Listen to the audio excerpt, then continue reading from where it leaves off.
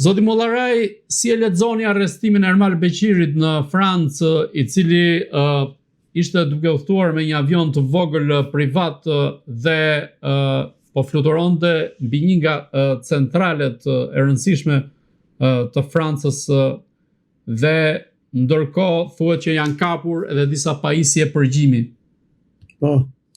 Atëherë ngjarja e ndodhur në Francë me shtetasin Ermal Beqirit tregon edhe një herë se sa të përkëdhelurit e pushtetit kanë qenë këta njerëz,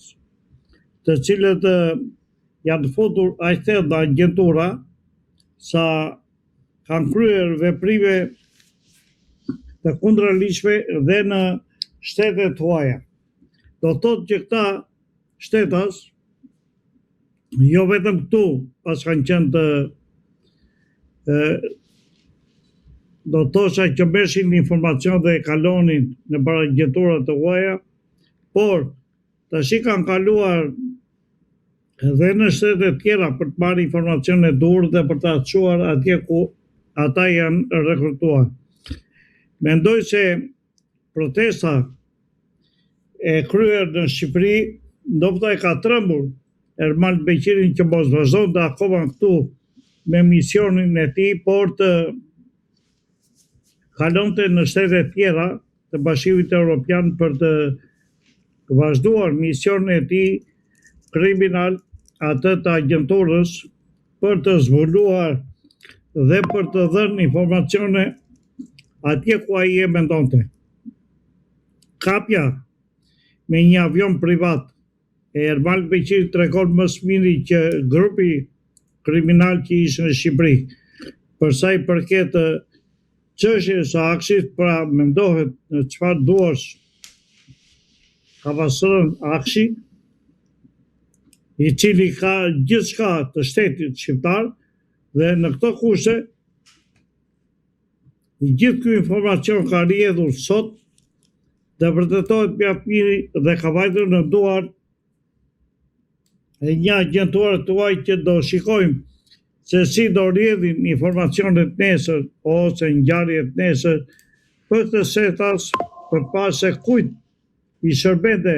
Ermal Beqiri, kujt agjenture të huaj i shërbente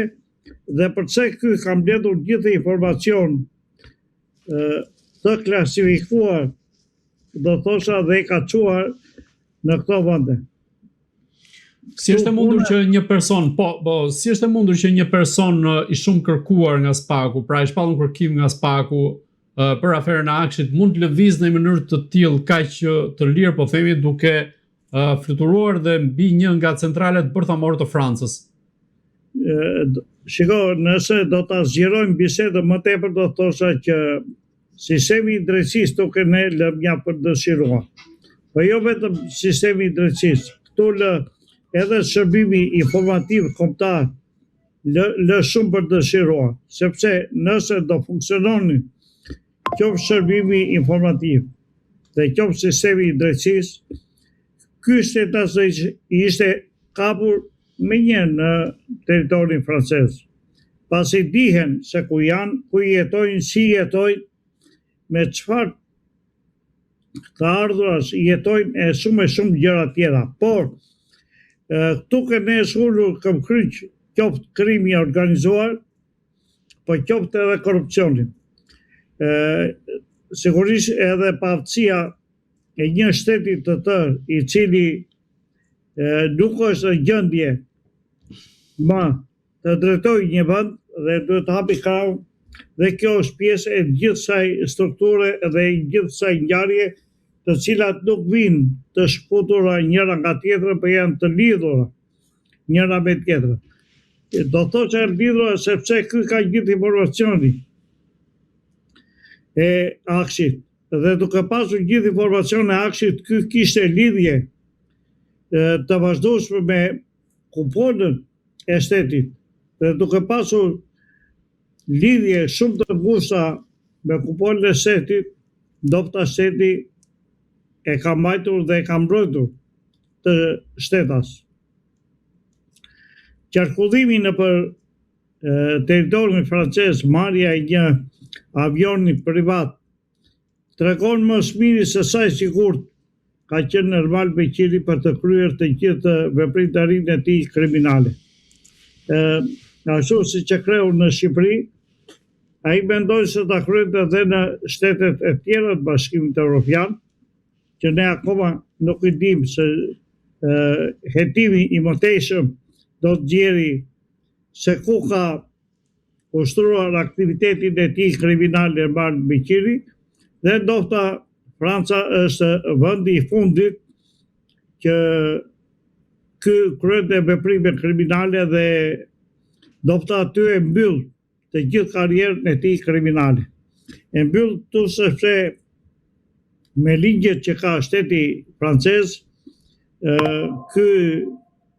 ka një dënim maksimal atje për organizim të strukturës kriminale dhe në këto kushte ky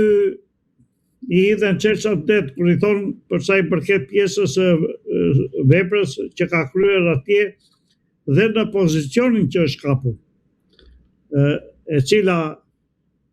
e dënon këtë maksimalisht për fluturimin që ka kryer. Moskapja e këtij tregon dobësinë e shtetit shqiptar, tregon dobësinë e Interpolit, të cilat tregojnë më së miri që janë të gjitha struktura në një gjendje apatike sot, në një gjendje që janë o të lidhura dhe të kapura me struktura kriminale ose janë të pafta për të kryer detyrën e tyre. Dhe kjo do kërkoj një analizë shumë thellë, po që këtu kene nuk ka kush ta bëj këtë analizë, sepse unë mendoj që janë lidhur që ke kryeministri gjërat dhe është tepër e vështirë për bërë një analizë objektive dhe për të gjerë fajtorët kush janë këtu. Sepse tu është e krimbur nga koha gjithçka. Interpoli vërteton më së miri që është i paaft për të kryer detyrën e tij, ashtu siç edhe shërbimi informativ kombëtar është i paaft për të kryer detyrën, sepse nëse do kryejnë detyrën e tyre kushtetuese funksionale, këta do ta kishin pikasur shumë shpejt Ermal Beqiri, dhe pse e kërkonte gjoja Spaku, por Spaku bë sikur i gjëmon këta, po nga krau tjetër edhe ju tregon se ku do shkoj vetë edhe ku duhet të fshihen këta. Kështu që nuk është çudi që Spaku është bashkë me këta, për sa i përket pjesës së bashkëpunimit ose të moskapjes ose të mos ekzekutimit të një urdhri të cilin e nxjerrin po vetë ata. Pra do thosha që shteti shqiptar në këtë moment i është hapur dhe i plagë mjaft e madhe, siç është plaga e Ermal Beqirit, që tregon lidhje shumë të thella dhe deri ku ka mbajtur tentakulat, sepse Ermal Beqiri është ushtar i Ballukut. Dhe duke qenë ushtar i Ballukut,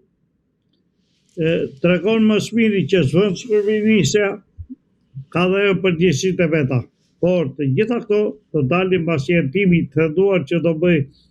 shteti francez për sa i përket të gjithë të konspirimit